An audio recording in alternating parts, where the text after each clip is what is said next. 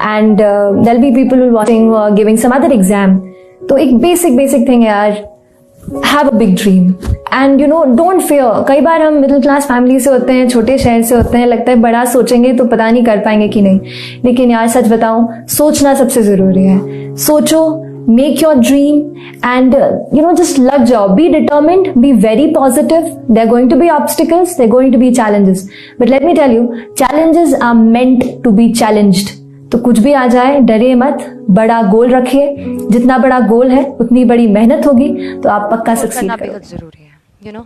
First of all, just find out कि आपका time जाता कहाँ है. Many times we don't know, time just flies. Went to the class, given the test, खत्म. खाना खाया, थोड़ा एंटरटेनमेंट किया, and it's done. ऐसा मत होने दीजिए. Just control your day. Find out कि every single day what's happening in my day, okay? And in that day you have to structure it. Like I used to start with reading the newspaper. थोड़ा सा boost of the day हो जाता है. So I started with reading newspaper, and then थोड़ा सा उससे note making किया, editorial से. Then I moved on to the static portion, and I kept one particular set of my day for answer writing. See, everything, if you go through my marks, I got like 417 GS and a little bit decent in socio as well. I think, but if you go through my prelims marks, I scored 104, which was just like 6 marks more than the cutoff. So 3 questions आते हैं, I would not have been here. लेकिन एक चीज जिस पे I had confidence, मैं शुरू में सबसे पहले ये कहूँगी कि मेरे प्रिपरेशन का बेस 2 चीज़ें रहीं. पहला था करंट अफेयर्स. करंट अफेयर्स इसलिए मैंने उसको उसी से शुरुआत की क्योंकि करंट अफेयर्स सबसे इंटरेस्टिंग पार्ट होता है. कई बार आपको हिस्ट्री कभी बोरिंग लगेगी, कई बार आपको लगेगा ज्योग्राफी इतना, कभी हर किसी के अपने अपने फेवरेट्स होते हैं. तो मुझे वो 2 सब्जेक्ट्स लगते थे कि यार इतना मन नहीं करता है. लेकिन न्यूज़पेपर्स और करंट अफेयर्स में जो भी नया चल रहा है वो मुझे हमेशा इंटरेस्टिंग लगता था. इंटरनेशनल रिलेशंस में क्या हो रहा है, क्या सोशल रियलिटीज़ हैं, कहाँ क्या हुआ, उसका क्या इम्पैक्ट पड़ेगा एडमिनिस्ट्रेशन पे और हमारे कंट्री पे. तो उसको आप अपना एक बेस बना सकते हो. आप करंट अफेयर्स बेस्ड प्रिपरेशन कर सकते हैं, इसलिए भी क्योंकि अगर आप मेंस एग्ज़ाम देखेंगे तो काफ़ी डायनामिज्म आ गया है. केवल प्रीलिम्स में नहीं बल्कि जनरल स्टडीज़ पेपर 2, पेपर 3 में भी आप देखेंगे कई सारे ऐसे सवाल हैं जो करंट इवेंट से इंस्पायर्ड होते हैं, उन पे बेस्ड रहते हैं.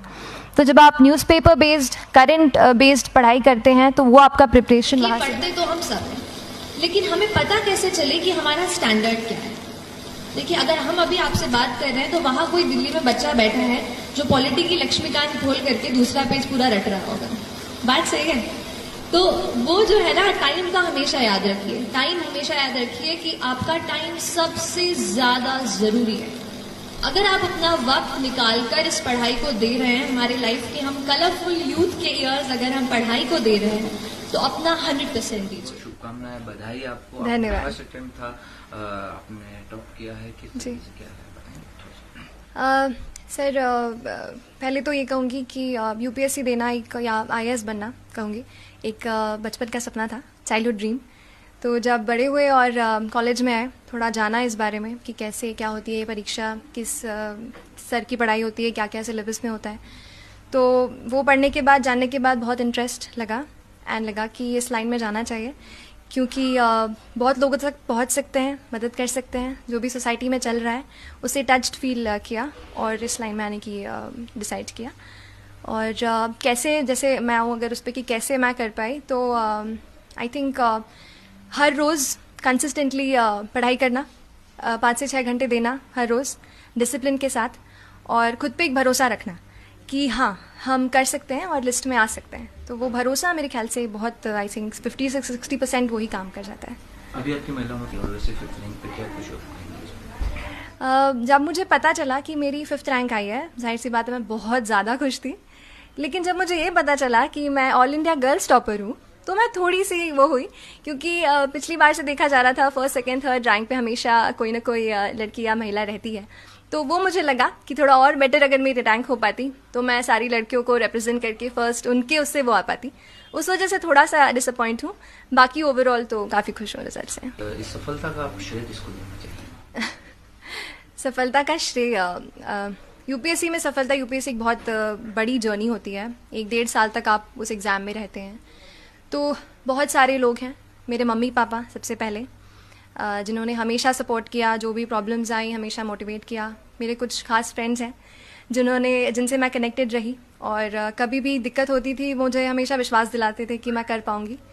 और मेरे भाई, फैमिली मेम्बर्स और जो भी टीचर्स मेंटोर्स रहे हैं, जिनकी मैंने टेस्ट सीरीज़ ली या जो भी जिनसे पढ़ा, वो भी उनको भी मैं श्रेय देना चाहूँगी इसके रिज़ल्ट का। आपका फर्स्ट अटेम्प्ट आपने कब किया, कहाँ से किया, अपनी एजुकेशन के बारे में? मेरी स्कूलिंग सबसे पहले तो बताऊँगी कामिल कॉन्वेंट स्कूल BHEL से हुई है, और उसके बाद मैंने ग्रेजुएशन किया LNCT से केमिकल इंजीनियरिंग में, और मैं 2018 यानी लास्ट ईयर ग्रेजुएट हुई हूँ। और उसके बाद बस मैंने परीक्षा दी और भगवान की तरह से उत्तीर्ण हुई। बचपन से ही आपका ड्रीम था, लेकिन ग्रेजुएशन के बाद अच्छा आपने इंजीनियरिंग की पढ़ाई कर ली, उसके बाद फिर एकदम चेंज करके अपनी UPSC की तैयारी की। जी, लाइन चेंज नहीं कहूँगी, ये कहूँगी कि दिमाग में था, बट ऐसा था कि ग्रेजुएशन में आप इंजीनियरिंग कर लें, ऐसा चलता है ना कि आप इंजीनियर बन जाएंगे तो थोड़ा एक सिक्योरिटी ऑफ वो हो जाता है, उस वजह से इंजीनियरिंग लाइन में गई। बाकी एक डायरेक्शन और सपना तो सिविल सर्विस के लिए ही था, और फिर उसको मैंने परस्यू किया अपने कॉलेज की पढ़ाई के साथ। पढ़ाई कई मेहनत कई लोग करते हैं, कईयों का फर्स्ट होता है, कईयों का फर्स्ट सेकंड थर्ड अटेम्प्ट होता है, लेकिन आपने फर्स्ट अटेम्प्ट में इसको निकाल लिया, पास करा है, टॉप किया है। तो आपको क्या लगता है कि उन लोगों के लिए आपका क्या संदेश है जो इनका एक दो बार मतलब फेलियर हो जाते हैं, फिर रुक जाते हैं एक नंबर से, तो उनके लिए आप क्या संदेश देना चाहते हैं कि किस तरीके से तैयारी करें कि वो फर्स्ट अटेम्प्ट में ही टॉप करें? देखिए, पहली बात तो मैं ये कह दूंगी कि जितने लोग इंटरव्यू देते हैं, जैसे इस साल 1994 स्टूडेंट्स ने इंटरव्यू दिया, मैं कहूँगी कि सब लोग जो हैं इक्वली नॉलेजेबल रहते हैं। बस थोड़ा सा 19-20 का मैं कहूँगी फ़र्क होता है, क्योंकि जो कोई भी वहाँ पहुँचता है उसने काफ़ी पढ़ाई की होती है, काफ़ी सैक्रिफाइसेस करने पड़ते हैं और किए होते हैं, तब वो पहुँचते हैं। लेकिन फिर भी जो भी छोटी सी मैं एक वो दूंगी, मतलब यही कहूँगी कि कंसिस्टेंट रहें, थोड़ा सा पढ़ें, लेकिन हर रोज़ पढ़ें, बिना डरे पढ़ें। क्योंकि हम जैसे मेरे फैमिली में किसी ने भी सिविल सर्विस का एग्ज़ाम नहीं दिया, कोई नहीं है, तो ऐसे लगता है कि हम दे रहे हैं, क्या हो पाएगा नहीं हो पाएगा, लेकिन फिर भी खुद पे एक भरोसा रखें और सही डायरेक्शन पकड़ें। इस एग्ज़ाम में काफ़ी सारी बुक्स हैं, काफ़ी सारा मटेरियल है, तो आप UPSC सिलेबस को रेफ़र करें, पास्ट या क्वेश्चन पेपर्स को देखें कैसे क्या पढ़ाई की जाती है, और उसी को अपना मार्गदर्शक बनाएं, और उसी से मेरे ख्याल से होगा। आगे अब आप क्या है कि क्षेत्र में ज़्यादा सोचती हैं कि महिलाओं के लिए, बच्चों के जी, लिए, मतलब आपने कुछ ऐसा प्लान किया होगा या फिर किस आपके मन में है, क्या भावना है? मेरे मन में 3 चीज़ें हैं, 3 फील्ड्स हैं जिसमें मैं चाहती हूँ कि मतलब उसमें मैं काफ़ी काम करूँ। पहला तो महिला सशक्तिकरण का, महिला खुद हूँ, लेकिन उसके अलावा भी मैं कहूँगी कि महिलाओं की दशा थोड़ा और सुधारना, उनको और एम्पावर करना। दूसरी जो चीज़ है, जो मेरा फोकस मैं कहती हूँ, वो है एजुकेशन। एजुकेशन हमारे भारत के लिए बहुत ज़्यादा इस वक्त बहुत ज़रूरी है। बहुत सारा यूथ है, अच्छे से पढ़ेगा तो कंट्री भी आगे बढ़ेगी। और तीसरा जो मैं कहूँगी, आई थिंक ये 2 मेरे दिमाग में अभी आ रहे हैं। कई बार शिकायत करते हैं, हम लोग भी आते हैं, हम लोग को मिलते हैं और अक्सर हम खबर देखते हैं कि बच्चे जो मोबाइल में जो एडिक्ट हो जाते हैं, इसमें गेम में या फिर व्हाट्सएप में, फेसबुक, सोशल मीडिया पे जी, कहीं ना कहीं पढ़ाई छूट जाती है। तो ऐसे बच्चों के लिए आप क्या संदेश देना चाहते हैं? ये तो बहुत इम्पॉर्टेंट सवाल है, एस्पिरेंट्स के लिए भी और जनरल बच्चों के लिए भी। अभी हुआ ये सर, इंटरनेट हमारे लिए सबसे इम्पॉर्टेंट चीज़ है। मैंने भोपाल से पढ़ाई की है, इंटरनेट में काफ़ी टाइम गुजारा, उसी से पढ़ाई लिखाई सब वहीं पे, लेकिन वो सबसे बड़ा डिस्ट्रैक्शन भी है।